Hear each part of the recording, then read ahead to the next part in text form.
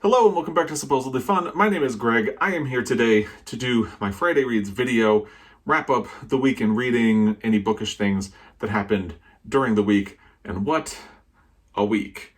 Work has been crazy, life has been crazy. So admittedly, I did not get a lot of posting done on this channel. I only got one other video done, which was my book haul for April. I will link that down below. Really excited about a lot of the books in that, and I'm trying to anticipate that next week is probably going to be a little bit busy as well. So I want to make sure I have time to do a Friday Reads video, my monthly wrap up, and or a reaction to the shortlist for the Women's Prize.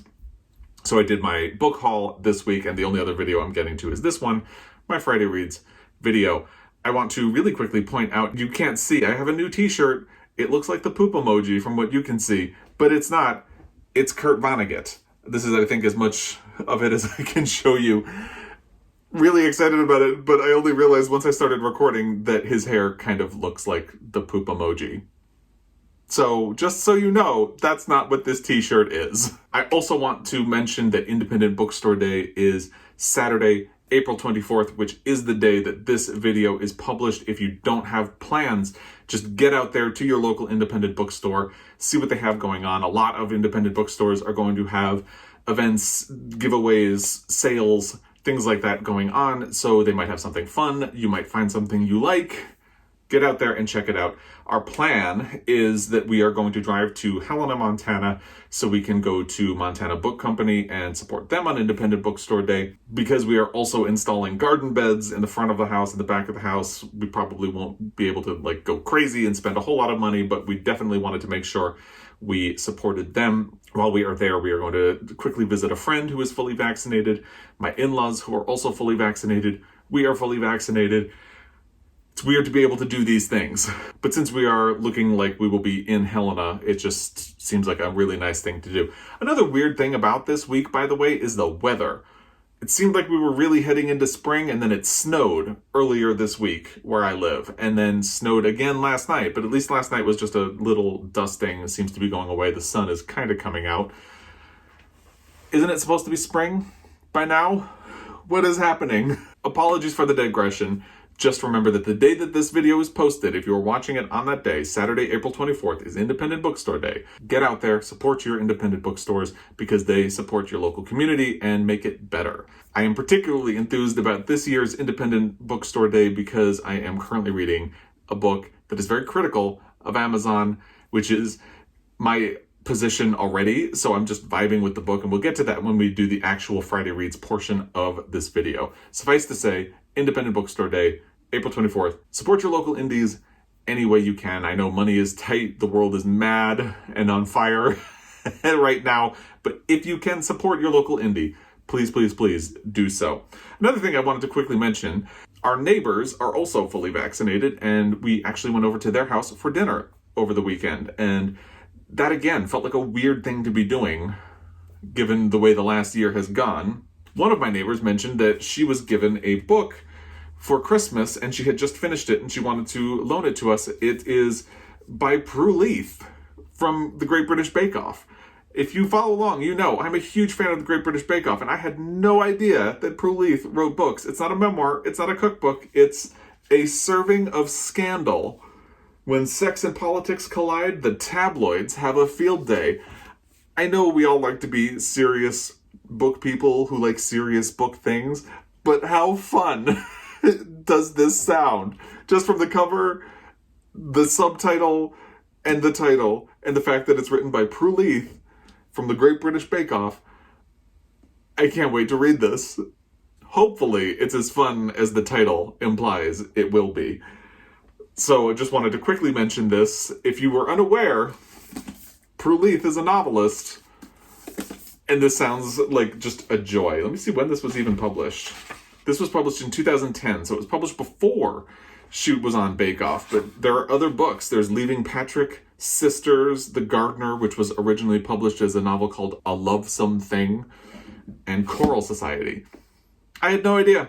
But I'm really happy I know now, and I'm very happy that my neighbor loaned me this book. Don't know when I'll get to it, but at some point. The big book news that happened this week is the Booker International shortlist. I will be honest with you, I have not even looked at it. It's just been that kind of a week. Certainly not enough to react to it in a video, not enough to really talk about it right now, but I want to mention it, and I will link the list down below because it's a good award, it's worth paying attention to. I just haven't had the time or the bandwidth to really pay much attention to it at all so far this year. And a couple of people mentioned some books that were good that were on the list. I have not even been able to cross-reference if they made it onto the shortlist. That's just the way the week has been going, but I'm really excited to hopefully soon spend a little bit of time really digging through the Booker International shortlist and seeing what happens. Like I mentioned, the Women's Prize shortlist will be announced next week. I'm really excited about that. I am not going to do a prediction video, but maybe just real quick right here, I'll rattle off what I think might have a shot at making the shortlist. I have no horse in this race. I think whatever they choose is going to be interesting.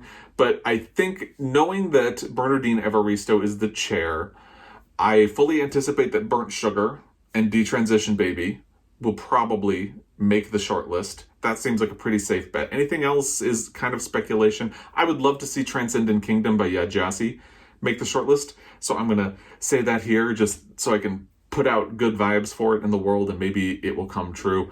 Beyond that, I don't really know. I think it's probably likely that Ali Smith might make the shortlist. I think either Raven Leilani for Luster or Britt Bennett for The Vanishing Half will make it. And because I'm trying to read the tea leaves of Bernardine Evaristo, I feel like maybe Luster instead of The Vanishing Half, but I don't know. So we have Burnt Sugar, Detransition Baby, Luster. I'm going to say Transcendent Kingdom just because it's what I want. And then I'm not going to guess the other two. I'm going to leave that open-ended. And I think it would be nice to see what they choose from this list. And because I haven't had a whole lot of time to prepare for a video this week compared to other weeks, I'm just going to let the universe surprise me. That's my approach to the Women's Prize shortlist right now. I'm not going to spend a whole lot of time guessing and anticipating. I'm going to let myself be mostly surprised by what happens. And that's actually kind of a fun approach. I'm enjoying it. If you follow along, you also know that I am obsessed with the Academy Awards, and they are this weekend. Really excited about that. This year, I have actually managed to see the vast majority of the contenders. So that's new and exciting and different. Usually there are at least a handful of big contenders that I have not seen. This year, the biggest contender that I have not seen is The Sound of Metal, which is in contention for sound, best picture, best actor, best supporting actor, and I think best editing, and maybe a couple of others. But that's the biggest gap in my Academy Awards viewing because most of these are available online. I was able to watch almost all of them this year, and that's pretty cool. I have not seen The Father with Anthony Hopkins and Olivia Colman. They are nominated in actor and supporting actress, and the film is nominated for production design, adapted screenplay, and picture, and maybe a couple of other ones. But that is something I really want to see as well.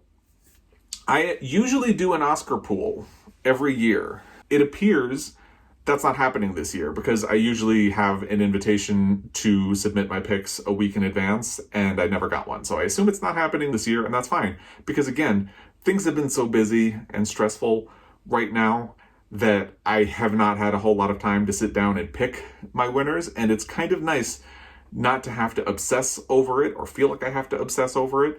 I'm enjoying that. I will be printing out a ballot for me and my husband, and we will just have fun with it this year. And we'll see what happens on Sunday when the Academy Awards happen. They said that they're going to do the ceremony this year like a movie. They're trying not to do like a Zoom awards show like we've had a lot, and which hasn't quite worked out yet.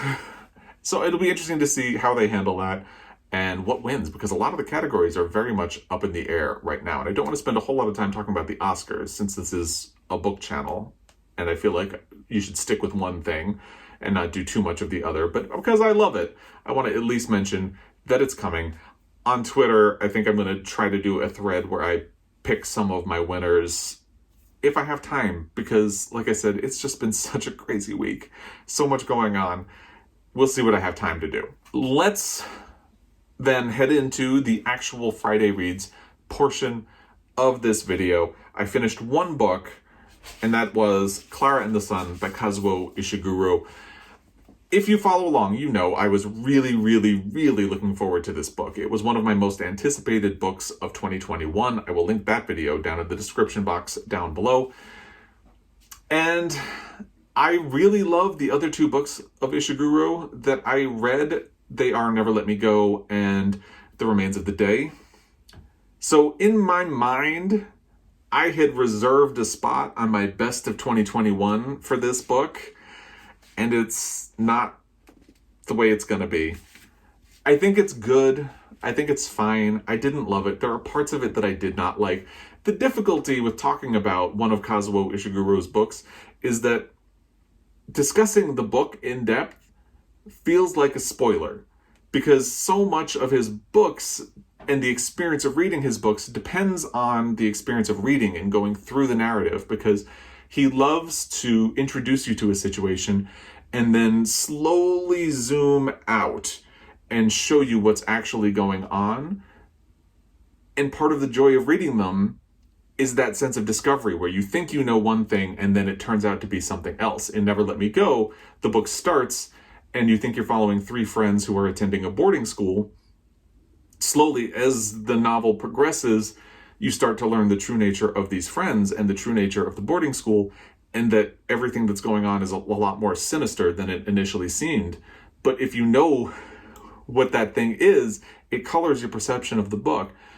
The Remains of the Day seems like it's about a butler who is really dedicated to his work, and slowly over the course of the novel, that becomes much more complicated as you learn about the situation he lives and works in. So knowing what that situation is changes your perception of the book as you read it, and that kind of comes into play here, so I feel like I can't talk too much about it. Ostensibly, this is about Clara, who is an artificial friend. We first meet her in a store where she and other artificial friends are waiting to be taken home, and the story gets more complicated from there, but I feel like I can't really talk about it. So I think what I'm going to do is I'm trying to write a review for my website, which I have not really kept up to date a whole lot, but I'm trying to write a review of it there that will have a non-spoiler section and a spoiler section, so I can talk about it a little more in depth. Because I feel like I can't talk about the things that I didn't like about this book without potentially destroying the experience for someone who is interested in this. I liked it. I think it's a good book. I do not think it lives up to Never Let Me Go or The Remains of the Day, and there are aspects of it that I really did not like. It is compared to Never Let Me Go a lot, at least in the advance buzz. Kazuo Ishiguro himself has said that he wanted the tone and the feel of this book to be a very stark contrast to Never Let Me Go, which he felt like ended on a sort of bleak note, a sort of cynical note, and in the years since, he has wondered if that was a little too much. So without going into a whole lot about the book here, if I finish that review, I will put it in the description box down below so you can link to it there and read it, my full thoughts. I think that approach ends up making all the difference, because I think it's the bleakness and the cynicism of Never Let Me Go that gives it such resonance. And I don't think Clara and the Sun has that. I know a lot of people have read this book and have really, really, really loved it. I didn't particularly dislike it, but I don't love it either. It's just kind of there. I still want to get back and read more of his books. I have A Pale View of Hills on my shelf, and I've heard really good things about The Buried Giant and some others. So I'm not breaking up with Kazuo Ishiguro. Certainly not. This is a very good book. It's just not something I responded to. And again, if I finish that review, I will link it in the description box down below and you can find out more about it. I just feel like if I talk about it too much, I'm going to ruin somebody's experience of the book, and that would not be fair. In terms of what I am currently reading, I am continuing my buddy read of The Yield with Sean the Bookmaniac. Because the week has been a little bit crazy, I kind of fell behind. I did not get all the way through the section we were supposed to read for this week. I'm working on it. Sean is very patient. Thank you for that, Sean. And I'm still loving the book. I know this book has sort of become the de facto Aussie April pick this year because it seems like a lot of people are reading it as well. And I've heard a couple of other people having more muted reactions to it, but I love it. And I don't want to speak for Sean, but it seems like he loves it as well. So I'm really looking forward to finishing this book and getting caught up to him today or tomorrow and continuing this book and finishing it in the month of April for Aussie April. And I'm going to hold my thoughts on it there. And if you follow along, you know that my reading goal for 2021, in as much as I have one, because I don't really, is that I want to limit myself to reading one book and one audiobook at a time. That's it. I don't want to pile up a whole lot. So I'm reading The Yield, and I've been listening to the audiobook of Nomadland by Jessica Bruder. This is well timed because, as I said, the Academy Awards are happening this Sunday, and Nomadland is the frontrunner for Best Picture and Best Director. I would also love it if Frances McDormand won Best Actress, but that is actually a very competitive category, and I love a lot of the performances in that category. And I'm really excited to do a comparison of the book and the movie because this is a nonfiction book, and I think that's a really different approach to previous book versus movies that I have done. And I've been keeping notes because I'm a total nerd about the differences and the way the tone and the approach to the subject matter kind of change from book to movie. And I love both of them. A lot of criticism has been levied at the movie because it omits a lot of the criticism of Amazon, which the book has. And the book does heavily criticize Amazon and the working conditions of its employees and the way it pays them or does not pay them a livable wage and takes advantage of them. But it's also pointing out that there are a lot of other groups that does that. It specifically mentions the KOA, where campers go if they travel. But it does spend a lot of time criticizing Amazon. And as someone who tries to not use Amazon at all, for the most part, I really appreciate that part because it feels like vindication of everything that I have been saying about Amazon. They sell their books and products very cheaply to undercut local companies and drive them out of business and lock you in as a customer. And they treat their workers pretty badly. So I'm vibing with this book and I'm looking forward to finishing it. I am, I think, 50% of the way through. I've been making great progress with that because generally I have not had a whole lot of time to dedicate to reading this week. And when I have had time, I just can't really focus on my book, The Yield. But I have had time during the day while I'm working to listen to my audiobook. And I feel like something about the stress with work means that listening is a lot more easy at the moment. So I've made a lot of progress on this. Unfortunately, not as much on The Yield. But I'm looking forward to finishing Nomadland and talking a little bit more about it once I have finished. What do I have coming up? I don't actually know. I think I would love to get back to Infinite Country. I have that lying around somewhere, don't know where. So once I finish The Yield, I will probably pick up Infinite Country and get that finished. I had put it to the side when I needed to finish my BookTube Prize reading, and I would love to get back to it. I'm thinking May is going to be a project month for Gone with the Wind, so I can focus on my Pulitzer Prize project a little bit. In terms of audio, I really don't know yet. I have some ideas, but I am enjoying not having a plan. And I think once I finish Nomadland, it will be fun looking through my options and picking something on a whim.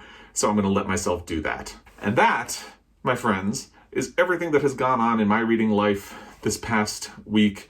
I would love to hear what you have read, what you've loved, what you've hated. If you're excited for the Oscars, please let me know if there's a particular category or prediction that you have or something that you would like to see happen at the Oscars. Let me know. I live for that stuff. So please, it would thrill me. But if you have bookish thoughts, bookish recommendations, anything like that, put it in the comment section down below as well. As always, I really appreciate your time. It means a whole lot to me.